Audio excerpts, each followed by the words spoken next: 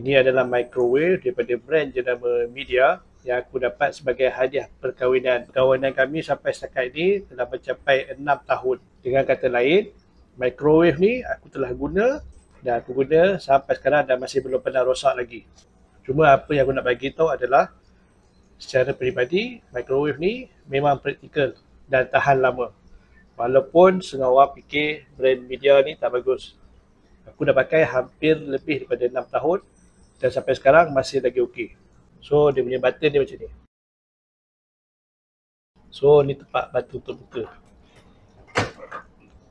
So dalam dia macam ni.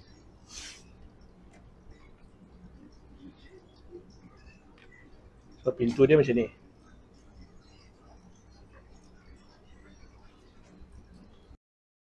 Setiap kali yang guna terus set suhu dan juga timer dan microwave akan terus on lah. Dan aku pusing ni, terus kat dalam berlampu. Bermaksud dia tengah turn on lah. Kalau korang